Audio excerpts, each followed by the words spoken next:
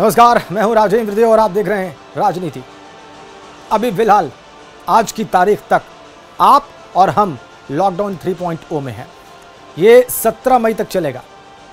इस फेज में तमाम रियायतें हासिल हैं, आप और हम जानते हैं। ये रियायतें पहले 2 चरणों में नहीं थी।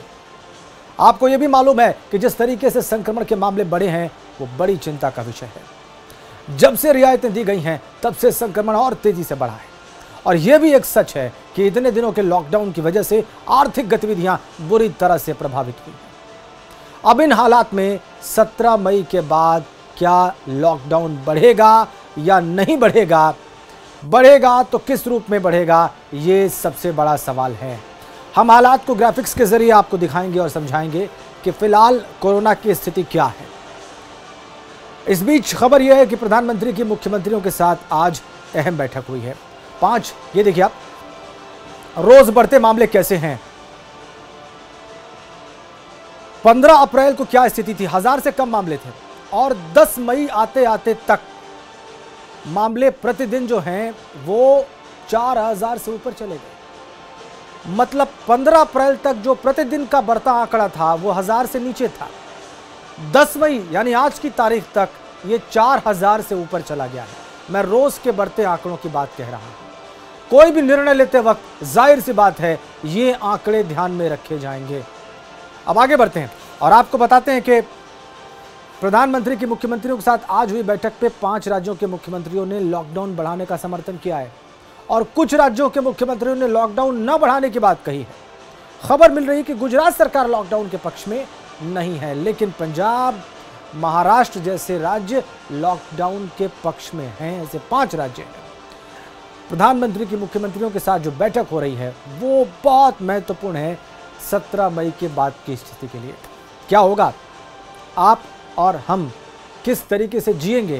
क्या पुरानी जिंदगी वापस लौटेगी? क्या पटरी पर लौटेगी जिंदगी या चीजें बदलेंगी?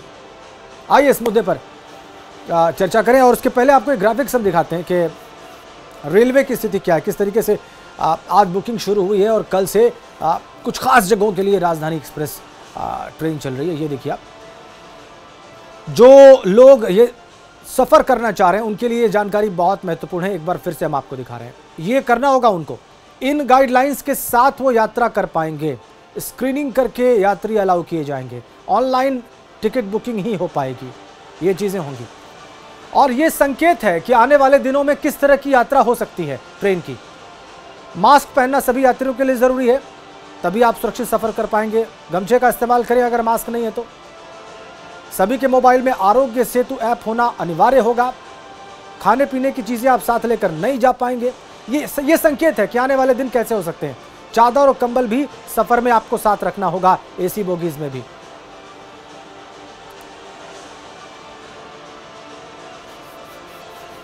ये हमने आपको इसलिए बताया क्योंकि ये आपके आने वाले समय का संकेत है। अगर लॉकडाउन में ढील होती भी है तो आपको ये सब चीज़ें लगातार करनी पड़ेंगी। लेकिन क्या होगा क्या?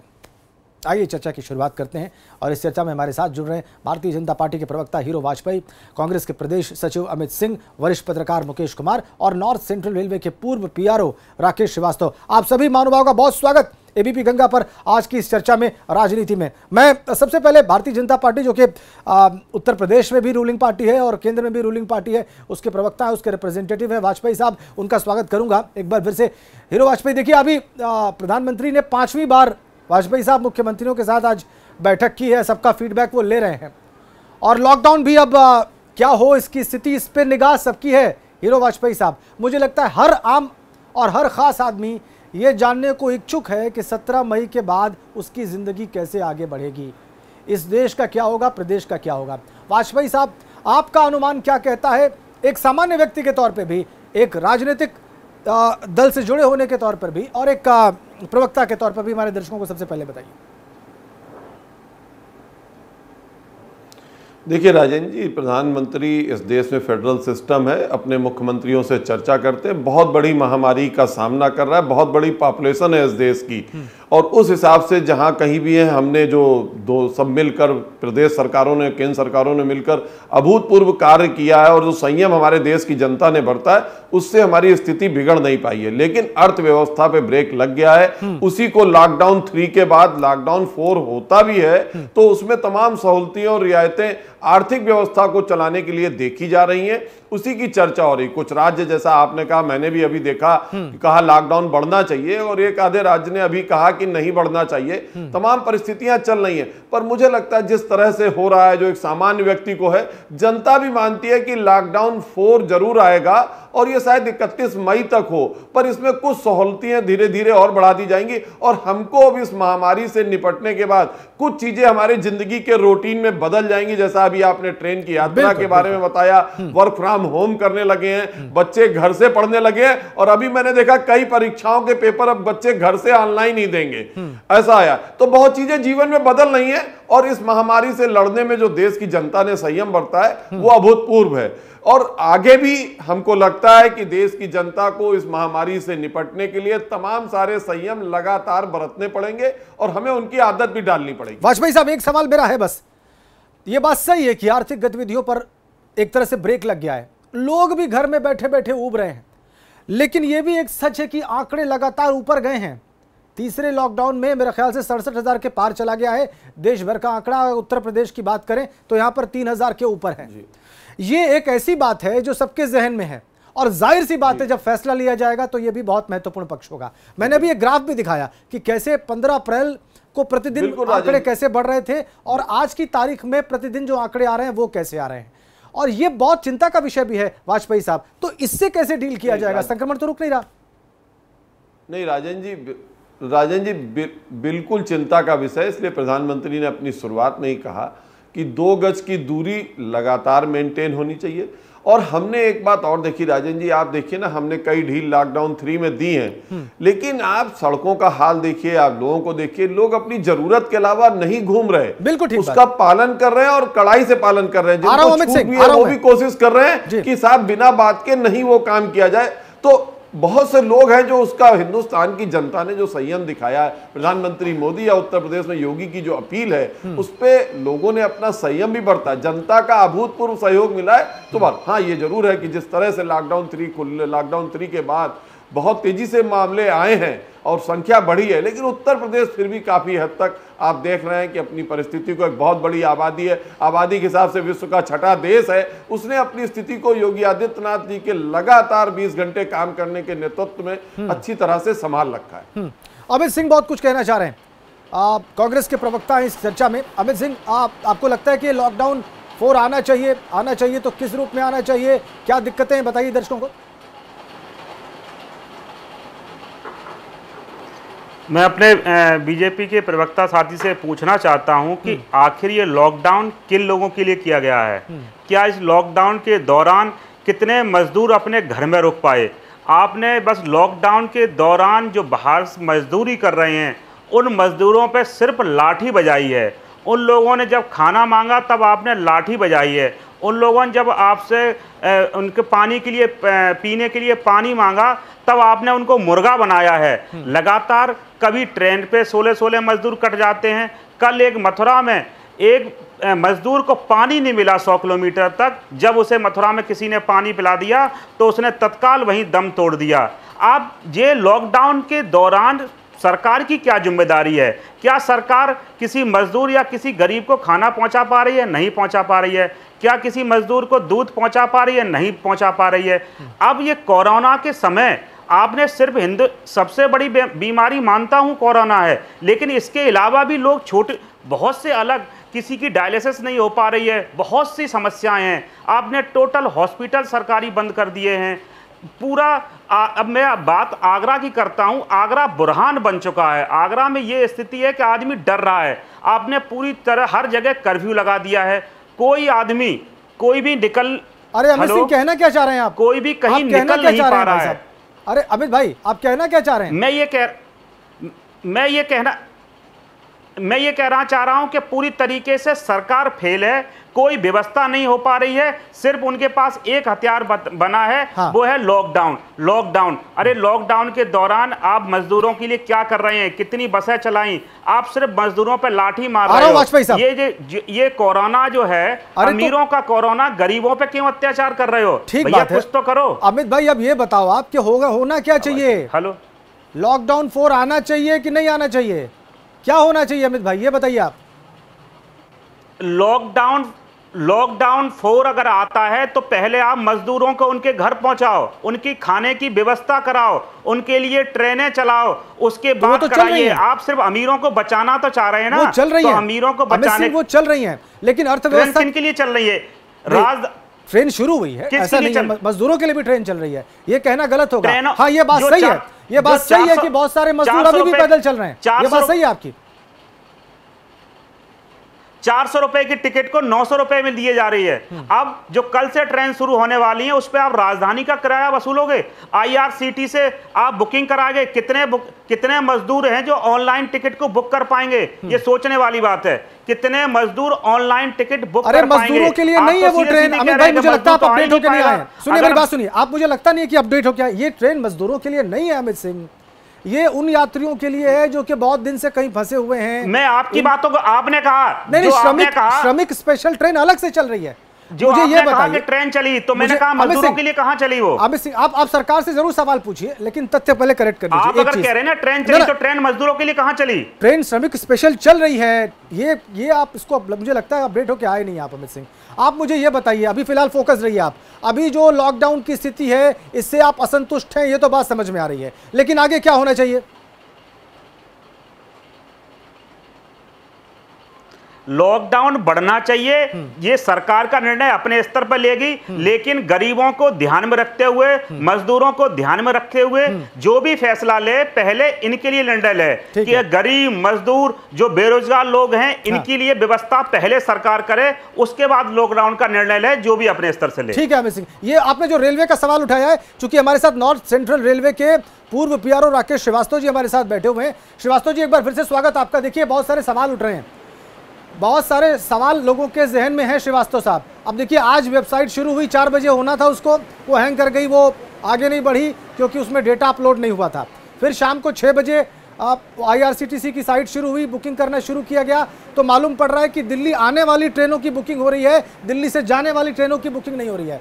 बहुत गफलत है श्रीवास्तव जी, और अगर ये संकेत है पहले दिन का, तो आगे हम क्या समझें? लोगों को राहत मिलेगी या लोग और परेशानी में फंस जाएंगे? श्रीवास्तव साहब।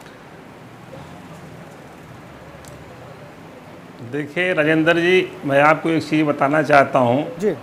जिस तरह से ये हमारा रेलवे डिपार्टमेंट बहुत बड़ी व्यवस्था है, इतनी बड़ी व्यवस्था में थोड़ा बहुत दिक्कतें आती रहती हैं, लेकिन रेलवे ने जिस तरह से मजदूरों, गरीब मजदूरों के लिए या आम जनता के लिए जो व्यवस्था शुरू की है, जो ट्रेनें चलाने का अनाउंसमेंट किया है, ये अपने आप में बहुत सुखद अनुभूति देशवासियों के अंदर हुई है।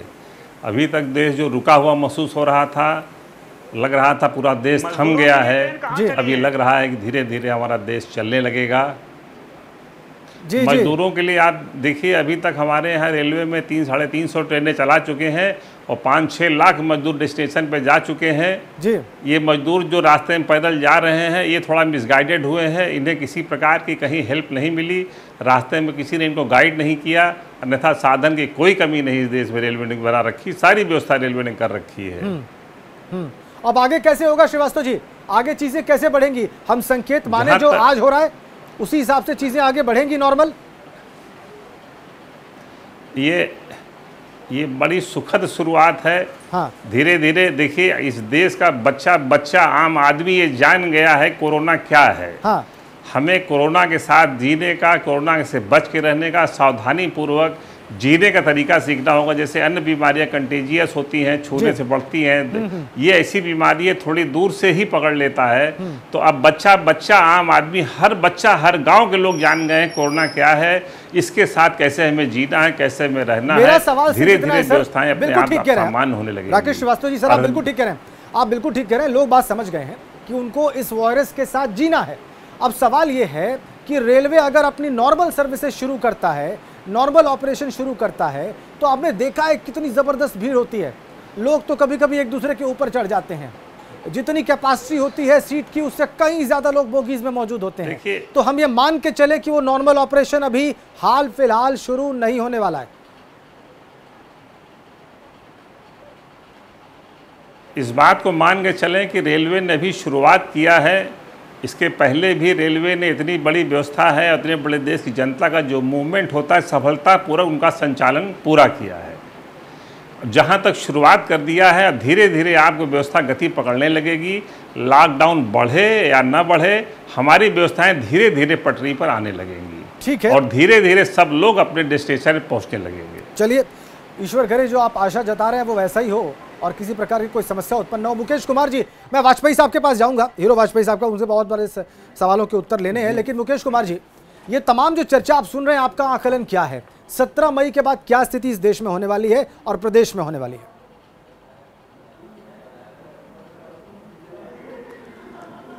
मुझे लगता है कि किसी न किसी रूप में लॉकडाउन अभी बना रहेगा, आगे भी मई के अंत तक, ये जून भी जा सकता है, ये परिस्थितियों पर निर्भर करेगा। लेकिन बहुत सारी चीज़ों में छूट भी मिलती रहेगी। लेकिन इसमें कई चीज़ें विरोधाभासी हैं। जैसे सरकार उद्योगों को छूट दे रही है कि आप अपने उद्योग चलाएं, लेकिन मजदूरों को उनके घर भेज रही है। तो अब मजदूर के बिना इंडस्ट्री कैसे चलेगी? बिल्कुल। दूसरी चीज है कि बहुत सारी चीजें इंटरकनेक्टेड हैं। आप एक चीज खोल देंगे और दूसरी बंद रखेंगे तो बात वहीं की वहीं रह जाएगी। बिल्कुल ठीक जी। तो मुझे ये लगता है कि सरकार सारे पहलुओं पर निश्चित रूप से विचार कर रही होगी और वो कुछ और सुविधाएं बढ़ाएंगी। जैसे अभी ट्रेनें चलनी शुरू हो रही हैं तो कल को डोमेस्टिक फ्लाइट भी शुरू हो जाएंगी, सिनेमा हॉल खुलने की भी बात आ रही है। तो ऐसी छूट मिलेंगी बहुत सारी चीज़ों में, लेकिन तमाम शर्तों के साथ। आप कह रहे हैं कि विरोधाभासी और चीजें लॉकडाउन आगे जारी रहेगा, मुझे ऐसा लगता है। ठीक है वाजपेयी साहब, ये सवाल सबके जहन में बहुत सारी है, जैसे इंडस्ट्री को लेके मुझे लग रहा है। बिल्कुल बिल्कुल बिल्कुल, आपने जो सवाल उठाया है मैं हीरो वाजपेयी साहब के पास लेके जाना चाहता हूं। रूलिंग पार्टी के प्रवक्ता हैं, इसलिए वो हमें जवाब देंगे, हो सकता है उनकी बात से हम लोग समझ पाए। वाजपेयी साहब, ये तो सत्य है कि जो चीजें हैं वो आपस में विरोधाभासी दिखती हैं। आप जब कहते हैं कि सोशल डिस्टेंसिंग का पालन हो तो आप उसी वक्त ये कहने के साथ साथ शराब के ठेके खोल देते हैं और वहाँ पर भीड़ एक दूसरे के ऊपर चढ़ी नजर आती है। आप कहते हैं कि इंडस्ट्री खोली जाएगी, लेकिन सारे मजदूर तो वापस घर जा रहे हैं और वापस उनको भेजने के लिए आप ट्रेन भी चला रहे हैं और स्वाभाविक सी बात है चलाना पड़ेगा अगर वो घर जा रहे हैं तो। अब इन हालात में चीज़ें सामान्य कैसे होंगी सर?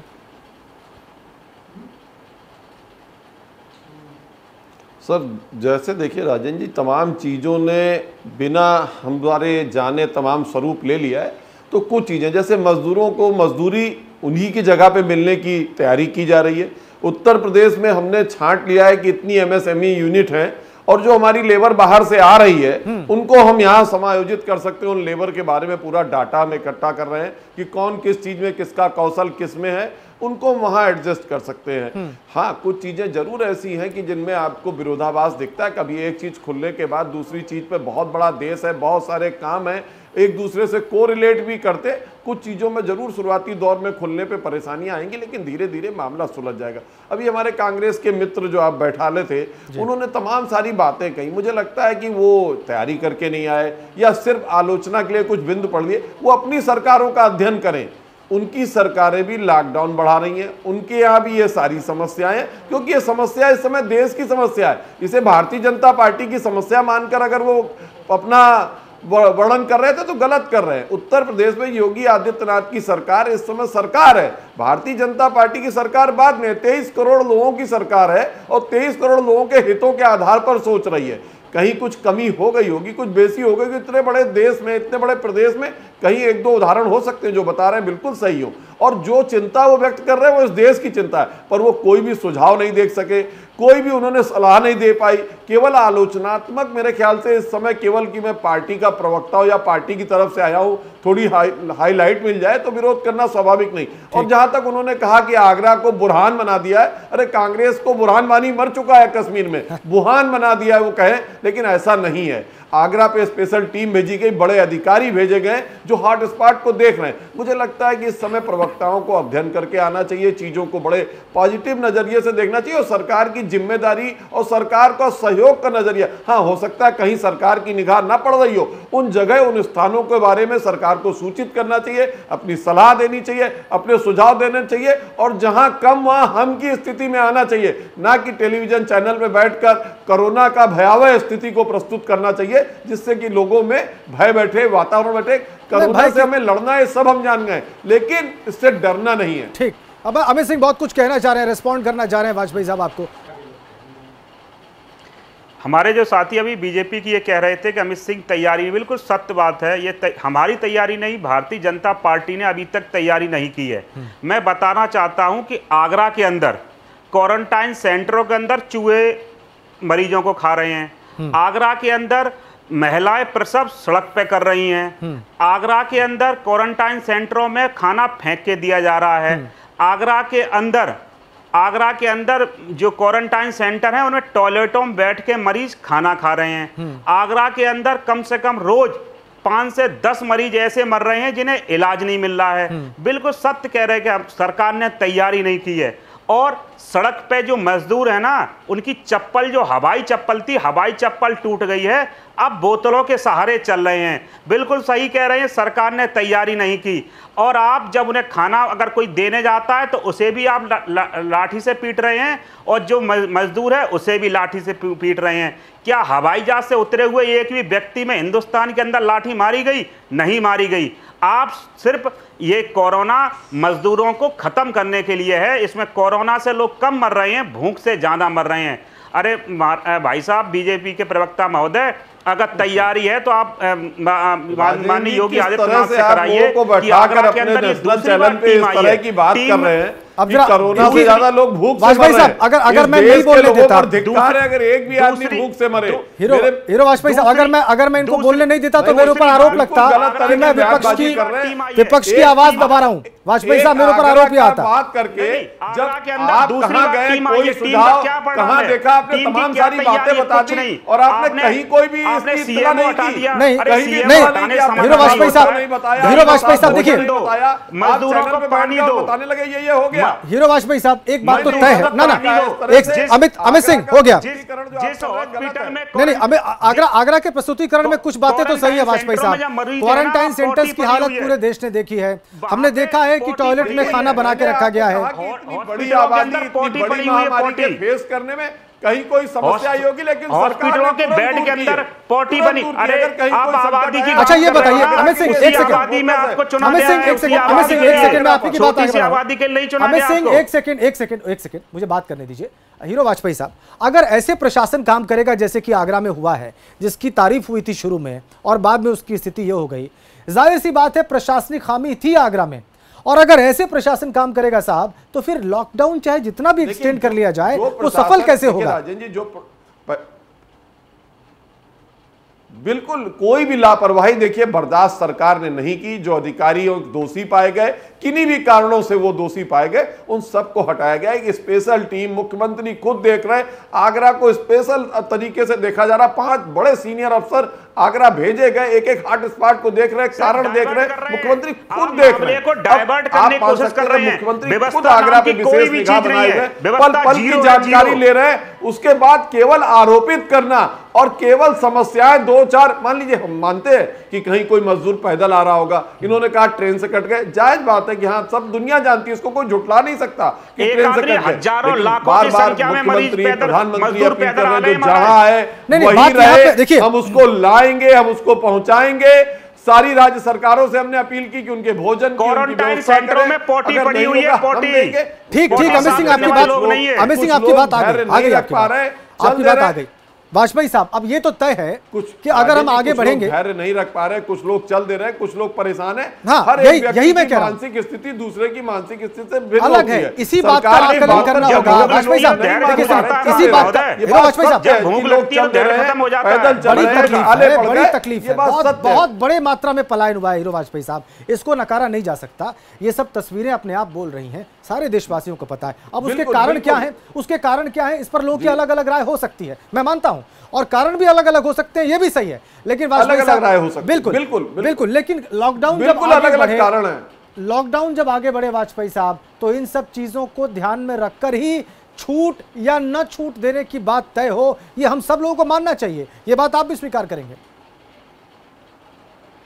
बिल्कुल बिल्कुल राजन जी, बिल्कुल राजन जी। देखिए सरकार हर समय स्टडी कर रही, बहुत बड़े देखिए ग्रुप लगे हुए, तमाम अधिकारी लगे हुए, हर चीज पर सरकार ध्यान दे रही है। ऐसा नहीं है कि सरकार इस समस्या को जो आई है उस पर बैठी है चुपचाप, लगातार देखिए किसान की सब्जी, किसान के दूध से तो कोरोना नहीं छोड़ रखा है, जिस पर स्टडी नहीं हो रही, जिस पर काम नहीं किया जा रहा। लॉकडाउन कैसे खोला जाए, आगे की गतिविधियां कैसे बढ़े, इस पर भी सरकार ध्यान दे रही है। मजदूर, किसान और अन्य बीमारी के लिए अस्पताल कैसे खोले जाए, कैसे लोगों का इलाज, हर चीज पर सरकार ध्यान दे रही है। लेकिन ये देखते हुए कि 2 गज की दूरी मेंटेन रहे, कोरोना और न बढ़े। सिर्फ दारू सुरक्षा इतना ही समय था हमें, ठीक है, हो गया, इतना ही समय था। हमें ध्यान देना होगा इस बात पर कि आगे क्या हो और किस तरीके से हो। बहुत धन्यवाद आप सभी का, हीरो वाजपेयी साहब, मुकेश कुमार जी, राकेश श्रीवास्तव जी और रमेश सिंह इस चर्चा का हिस्सा बनने के लिए।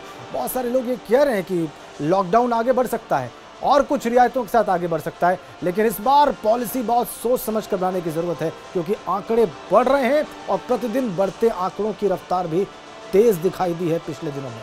आप सभी का बहुत धन्यवाद राजनीति का आज का अंक देखने के लिए। नमस्कार।